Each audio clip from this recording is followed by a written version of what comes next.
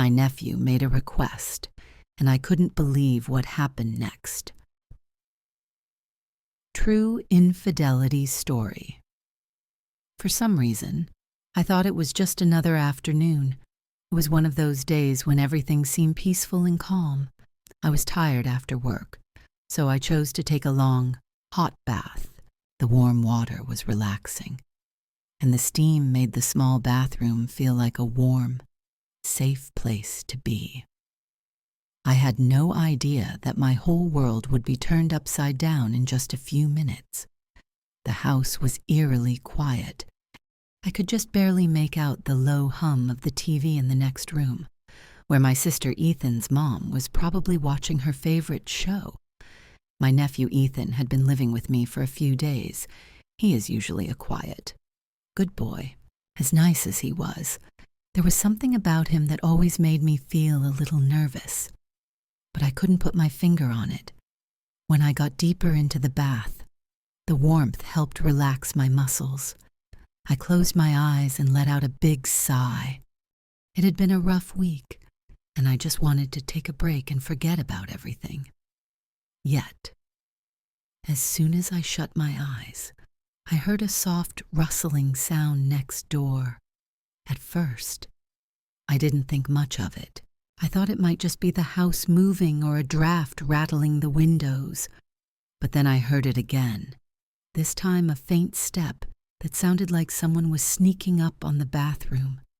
I froze and strained to listen as my heart skipped a beat.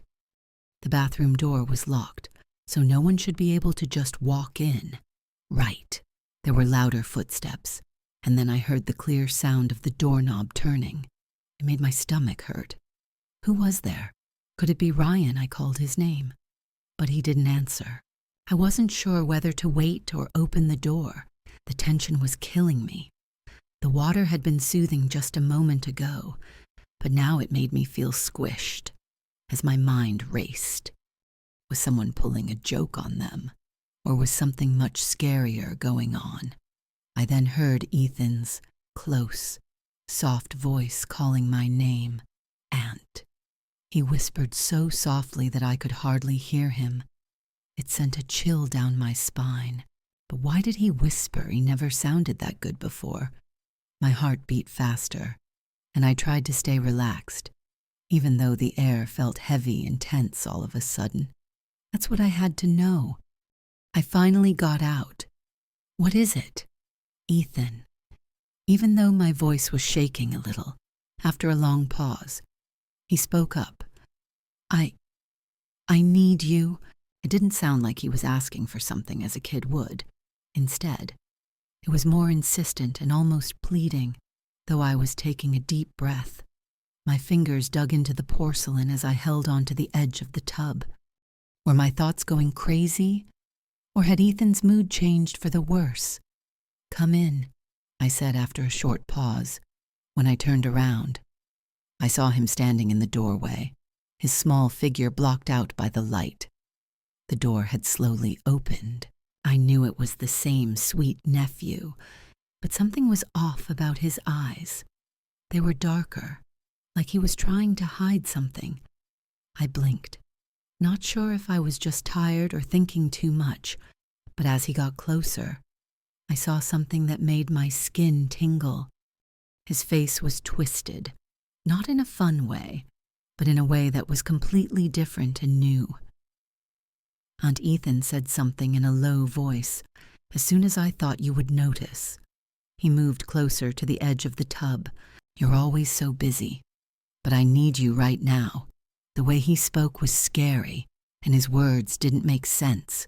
I felt sick to my stomach, because that boy wasn't my cousin or the boy I knew. It wasn't a game for kids. My mind told me to do something, but I couldn't move. As Ethan leaned in closer, his fingers touched my shoulder, and his breath felt cold against my skin, making me shiver. I wanted to push him away, but I couldn't, he said in a strangely calm and steady voice. I've been waiting so long for this. I'm not gonna let you go now. The air was so tense that I could hardly breathe. What was going on? Why did Ethan act this way? Was he playing a game or had he changed? It was hard for me to stay calm because I was scared and confused. There was something very wrong. In order to get away, I had to leave the bathroom, even though my body told me to get up and run. I couldn't move. Ethan leaned in even more, putting his face just inches away from mine and firmly pressing his cold fingers into my arm. He said it again in a whisper, "I want to be close to you." Something about his voice instantly chilled me. His words sounded almost hypnotic, but they didn't show any love or warmth. Instead, they had a strange calm that didn't make sense at all. Then I realized this wasn't a normal family moment. It wasn't about loving your family or having fun as a child. This was a much worse thing. I had a lot of questions in my head. How did he change so quickly? What was going on with him? Could it be that I missed something earlier that I should have seen as I tried to make sense of everything? I had the terrifying thought that I might never really know what was going on. There was no reason for what was happening or for Ethan's strange behavior. All I could think about was how scary it was that the boy I thought I knew had disappeared and been replaced by someone or something completely different. Ethan's fingers gripped my wrist and wouldn't let go. His hold got tighter and tighter until I couldn't move.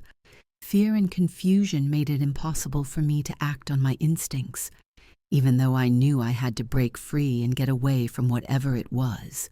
I whispered, "Please," but my voice was shaking. "What do you have planned? What do you need?" But he didn't answer. He kept his eyes on me with a cold determination.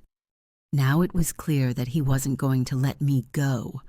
I tried to get free from his grip, but something in Ethan's eyes held me like he had cast a spell over me. My heart was racing and I wanted to run away. I was trying very hard to think of a way out, but the air felt thick and stuffy, and Ethan was always there. He told me in a whisper, "You're not going anywhere." His voice was so low that it did something to my spine. While his hand was on my arm, it slowly moved up as if he was seeing how I would respond. I wanted to scream and push him away, but I couldn't get the words out. Why was he doing this? Where was the sweet, innocent boy who used to look up to me before? Ethan was always nice, shy and interested in new things, but now it seemed like someone or something had taken over him.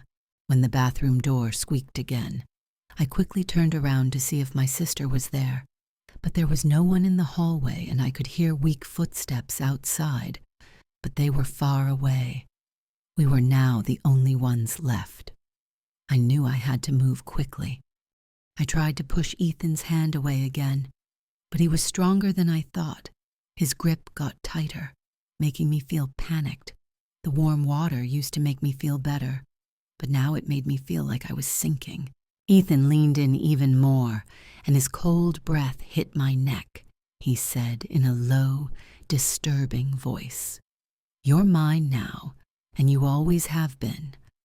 I've been waiting for you to understand what he said.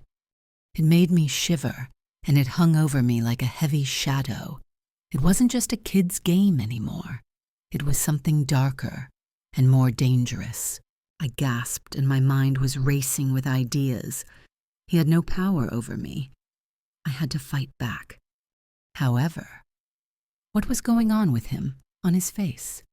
I looked for a sign of the nephew I used to know, the kid who laughed and played and asked for bedtime stories.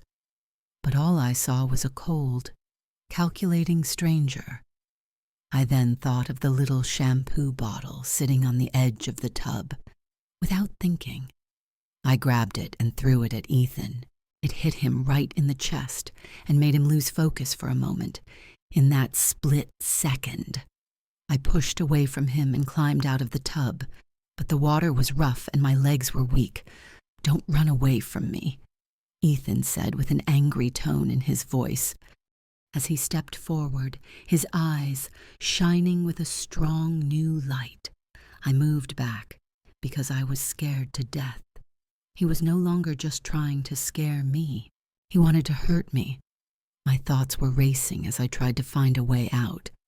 I couldn't stay in the bathroom, but it felt just as dangerous to run into the rest of the house. What if he chased me? What if I wasn't strong enough to stop him? I was so scared that I grabbed a towel and wrapped it around myself, thinking that it would make me feel safer, but it didn't. It was clear that Ethan was determined as he took another step toward me. There was no sign of fear in his eyes, just a frightening, emotionless control. I begged in a whisper, my voice shaking. "This is not you. I don't know what came over you." Ethan didn't answer when I said, "Please stop," when he reached out again. He grabbed my arm so hard I thought he might break it before I could move. At that moment, the fear I felt was too much to handle. He didn't seem to hear anything I said. It felt like the boy I used to know had been erased, and something dark and dangerous had taken his place. Then a memory came back to me. It was so faint and far away, but it seemed to hold the key to understanding what was going on. I thought back to how Ethan had been acting strangely a few weeks ago. Strange dreams, strange behavior, and a change in his attitude had been talked about, but no one gave it much thought at the time. Now it all makes sense. He hadn't just gone through a phase. Something strange had happened to him. I had to leave. I had to get through this. I could just barely make out my sister's words through the door, but it was too far away to help. Ethan and I were the only ones in this fight. I was strong because I was afraid. I had to fight no matter what. I used all the strength I had to tear my arm free from Ethan's grip. When I pushed him back, I thought I might be free for a moment. Then he jumped forward faster than I thought he would. His hand wrapped around my wrist and pulled me back toward him with a force that felt almost unnatural. I grabbed the shampoo bottle again, but this time I used it as a weapon and smashed it into his face to try to throw him off enough to let me get away. He stumbled and looked confused for a moment, but then his eyes focused again, with an even scarier determination. "Why do you fight back?" Ethan asked. His voice was oddly calm, like he was telling me off. "You're mine.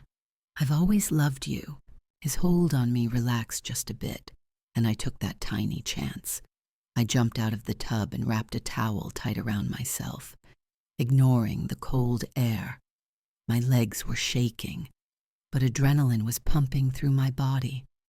My heart was beating fast as I ran toward the bathroom door. I had to leave him alone. What had taken over Ethan was too much for me to handle by myself. When I threw open the door, my sister was standing there, pulled in by the noise. She looked scared, but I didn't have time to explain. There wasn't time to say anything. "Derek," I yelled, but he was gone when I turned around. It looked like nothing had happened because the bathroom was empty. My sister rushed to my side, but I couldn't explain what I had just been through because what I saw and felt made no sense. That cute kid Ethan used to be who loved to play was no longer there. He had turned into something bad, as my sister tried to make me feel better. I caught a faint glimpse of Ethan watching from the hallway. In the dim light, his dark eyes sparkled, and I had a creepy feeling that he was there. I wasn't sure what would happen next, but one thing was clear. This wasn't over yet. Things only got stranger over the next few days. Even though the house felt different and Ethan's behavior became more and more unpredictable, no one else seemed to notice. My sister told me I was crazy or overthinking when I tried to tell her what had happened, even though I was worried. But I knew in my heart that Ethan was no longer a normal child. I never felt safe again because I knew that the darkness that had taken over Ethan couldn't be easily put out. I was also sure that soon enough, everyone else would see the truth. But by then, it might be too late. Please like, share, and subscribe to my channel if you want to know what did happen next. Don't think this story is over yet. There's still a lot more to come.